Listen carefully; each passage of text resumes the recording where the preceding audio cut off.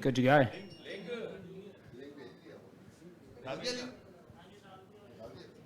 Happy? Yeah. Cool. We've got Black Caps coach Gary Stead here. Who would like to open the floor for questions? I think we've got microphones. My old friend Shahid, you can begin over there, Gary. But Gary, down the middle, Gary. how's the atmosphere in the camp? How's the hotel? How's the sleep of all the players? We arrived yesterday at about 11 o'clock, I think it was, and I think it's probably fair to say at this stage there's still a little bit of jet lag in the group, but the next few days sleep will be important to us as well as training out here. But we've had a fine welcome. It's exciting to be in Pakistan, and for all of our group just about here, it's just about their first time. And so for us, it's an exciting time. It's an exciting tour as well, and we know the rivalry we have with Pakistan is fantastic. It's always friendly on the field, but fiercely competitive as well. Stand in front. Gary, talk us about the Ish Sodhi comeback. He's making comeback to the test side, as well as how unfortunate it is about missing Kyle Jamieson and Trent Boult in this squad.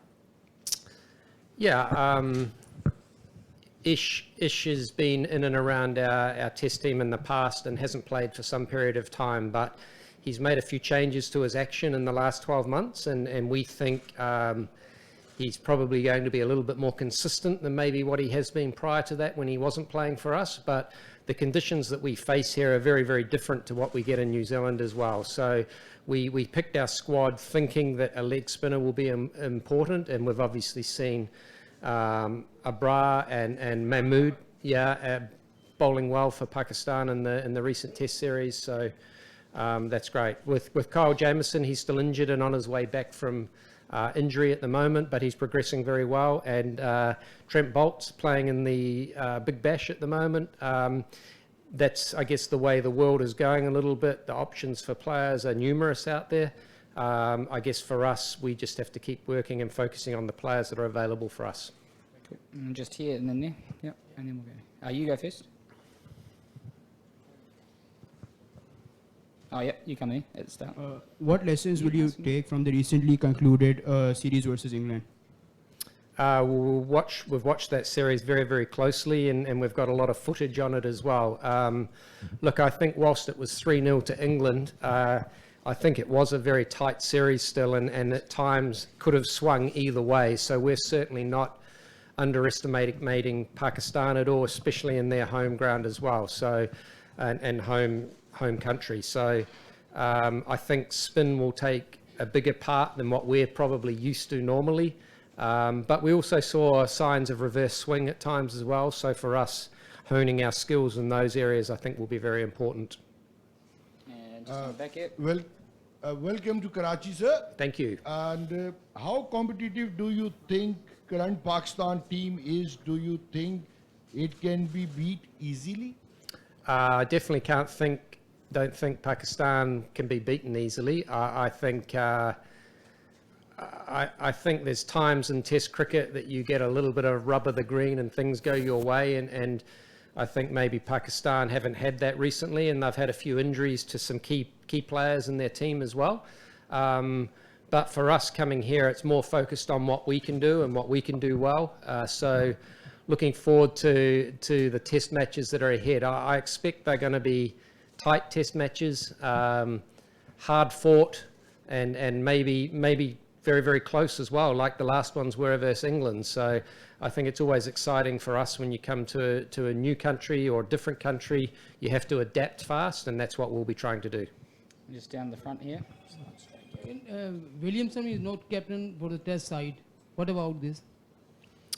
Well, it's a decision that Kane came to himself. He's been, I guess, captain for 6 years in all 3 formats now, and I think over time he's realised that maybe just pulling back a little bit gives him the chance to really just focus on his batting and still giving to the team. He'll still be a great leader in our group, but for us, we've gone with Tim Southee as captain, and it's probably a little bit different having a pace bowler as a captain, but Tim's got a great cricketing brain, and looking forward to the way that he manages the side through this series in particular as his first. Oh, yeah, just over here. Welcome to Karachi. Thank you. What do you think this series will be really challenging for you, because New Zealand won just 2 matches out of last 9 since lifting the World Championship title, and will not be going to defend it. And you have Tim Southee, who is naturally an aggressive player.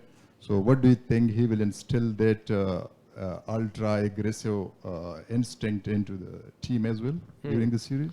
I think the first part of your question around the series itself, any test match that you play for your country, I think is an important milestone. And so for our players, we certainly, even though we can't qualify for the World Test Championship final, it's still a very important series for us because it's a test match. And I think for our players that are here, it still means the most, I guess, test cricket. Tim Southee, I think he will bring an aggressive nature to his style. I expect it'll be a good test for him first up, because maybe more spinners are playing, and in New Zealand we'll often play with 4 quick bowlers, so it will be a good challenge for him. But look, he's got a great cricketing brain. He understands this team very well, and I'm sure he will get the best out of the players that are around him.